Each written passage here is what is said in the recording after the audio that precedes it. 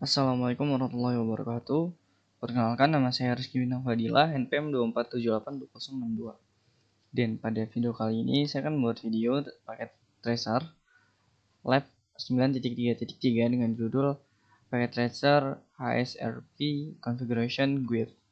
Jadi pada lab kali ini kita akan mengkonfigurasi HSRP. Jadi apa sih itu HSRP? Jadi HSRP itu merupakan singkatan dari Hot Standby Router Protocol. HSRP, Hot Standby Router Protocol. Nah, protokol HSRP ini berfungsi untuk menyediakan redundansi dari default gateway. Jadi intinya tujuannya itu untuk mengatasi masalah jika sebuah router utama gitu default gateway-nya itu gagal, sehingga semua host tuh bakal kehilangan jaringannya atau koneksinya. Nah, HSRP bakal menangani hal-hal tersebut. Jadi tujuannya tuh agar bisa di backup atau menyediakan default gateway cadangan, kurang lebih seperti itu. Jadi semisal router utama bermasalah, dia bakal di backup dengan router lainnya, kurang lebih seperti itu ya. Jadi HSRP ini merupakan protokol yang disediakan oleh Cisco tentunya, dan kita bakal mengkonfigurasi pada lab kali ini. Seperti yang kalian lihat, di sini ada topologi sebelah kanan dan juga addressing table yang ada pada sebelah kiri ya.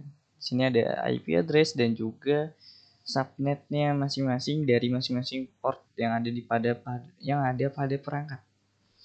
Dan juga ada HSRP virtual gateway-nya yang nantinya bakal kita gunakan sebagai default gateway cadangannya tadi itu.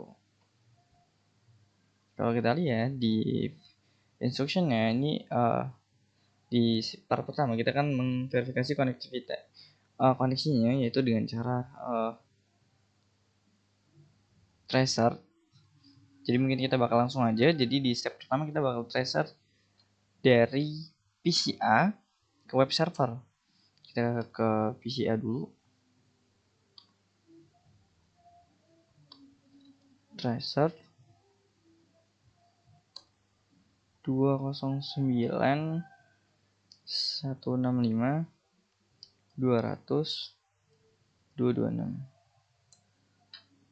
Nah, kelihatan nih setelah kita tracer, jalur-jalur yang dipakai oleh pesan tersebut untuk menghubungkan ke 209.165.200.226 atau web server ini melalui yang pertama dari gateway-nya sendiri, yaitu 1.1, lalu ke 10.112, lalu ke 10.100, lalu baru ke IP dari web servernya. Kurang lebih seperti itu untuk tracer dari PCA. Sekarang kita bakal nyoba tracer dari PCB. Ini mungkin kita copy. Lalu kita bakal pindah ke PCB.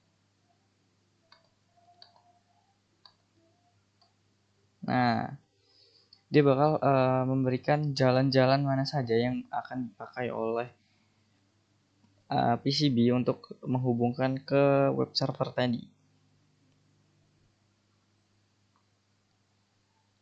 Nah, ini trace complete, kurang lebih jalannya sama, hanya beda pada IP nomor 2. Jadi lewatnya itu 112 kalau dari PCB. Kalau kita cek result, di sini ada beberapa hal yang harus kita konfigurasi. Yang pertama itu gateway yang ada di PCA, lalu PCB, lalu R1. Kita bakal konfigurasi HSRP-nya. Jadi kita bakal konfigurasi HSRP tersebut pada port Gigabit Ethernet 0/1 dan juga di R3 di port 0/0, dan juga kita bakal ngisi switch dari S1 gateway dari yang ada di S1 dan juga S3 gitu. Mungkin terlebih dahulu kita bakal mengkonfigurasi router pertama ya. Jadi pada router pertama, kalau kita cek terus lagi nih, assessment items. Nah, seperti yang sudah saya bilang, kita bakal setting HSRP-nya pada port 0/1, Gigabit Ethernet 0/1 ya. R1 berarti ini R1. Enable kita aktifkan terlebih dahulu. Setelah itu kita bakal masuk ke mode konfigurasinya, configure terminal, enter. Lalu kita bakal masuk ke interface gigabit Ethernet 0/1. Dan di dalam interface ini kita bakal mengaktifkan HSRP versi 2 dari Cisco ini, karena Cisco merekomendasikan HSRP versi 2 karena dia tuh mendukung fitur yang lebih baik lah dari versi satunya.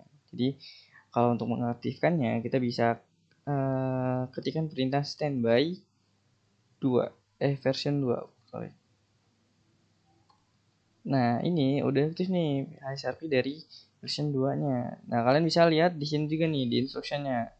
Jadi kalian bisa baca tuh. Sekarang kita disuruh pakai version 2 karena version 1 itu hanya support di IPv4, sedangkan version 2 ini mungkin lebih upgrade-nya dari si version 1-nya.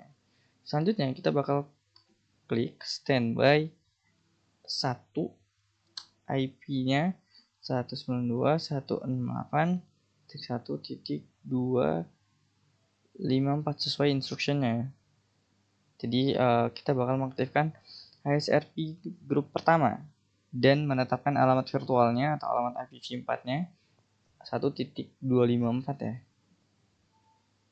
Ya, sesuai dengan HSRP virtual gateway yang ada di addressing table. Tuh.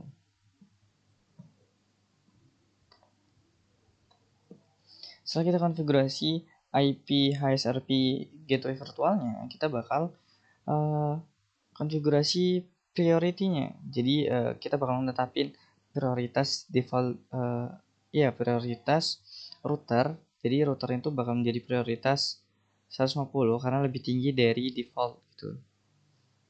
Jadi kita bakal standby dan memberikan prioritas pada router pertama. Priority 150 ya. Enter. Setelah itu kita bakal mengaktifkan preemption. Jadi preemption ini bakal memastikan jika R1 ini gagal dan kemudian pulih, R1 ini bakal ngambil alih peran router utama gitu dari router ketiga. Jadi prioritasnya router pertama, baru ke router 1. Misal router pertama gagal, router 1 yang ngambil alih. Kalau router 1 gagal, R3 yang bakal ngambil alih. Nah, kalau R1-nya udah pulih nih, udah bisa kembali, maka perannya bakal diserahkan ke router 1 lagi. Dari R3 bakal diserahkan ke router 1 lagi. Makanya itu gunanya dari standby 1 frame ya. Enter. Dan kalau kita lihat completion-nya di sini sudah 30%. Cek di session items R1 sudah kita konfigurasi semuanya. Selanjutnya kita bakal konfigurasi pada router ketiga yang dimana sepertinya konfigurasinya sama dan kita bakal mengulangi konfigurasi tersebut pada router ketiga ya. Enable configure terminal. Setelah itu kita bakal masuk ke interface gigabit Ethernet 0/0 ya kalau di router 3 ini kayaknya. Lalu setelah itu kita bakal standby aktifkan version 2-nya, HSRP version 2. Setelah itu kita bakal berikan IP HSRP virtual gateway-nya 168.1.254. Enter.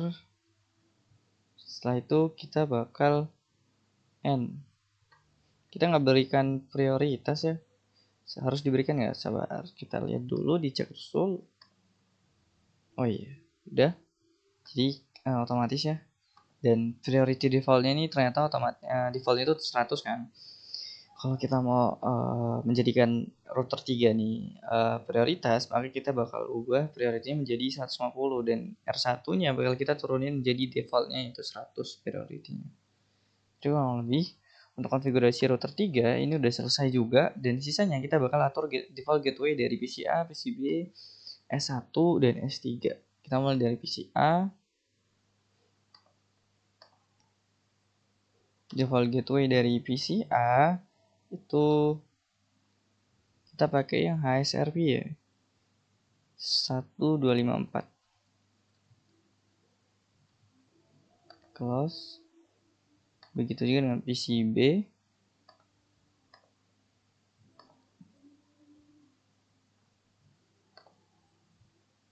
Lalu S1 juga begitu.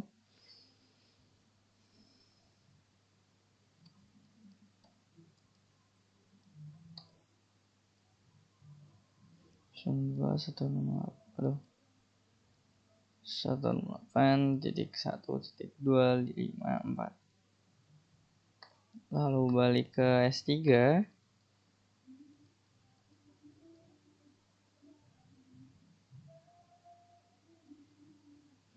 Lalu IP default gateway-nya.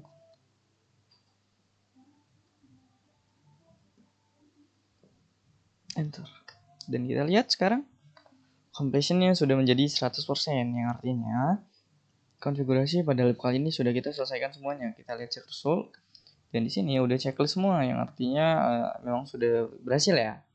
Karena completion-nya juga sudah 100. Kurang lebih seperti itu untuk konfigurasi HSRP pada lab kali ini. Mungkin cukup sekian video kali ini. Saya minta maaf apabila banyak kekurangan dalam pembuatan videonya. Sekian dari saya. Wassalamualaikum warahmatullahi wabarakatuh.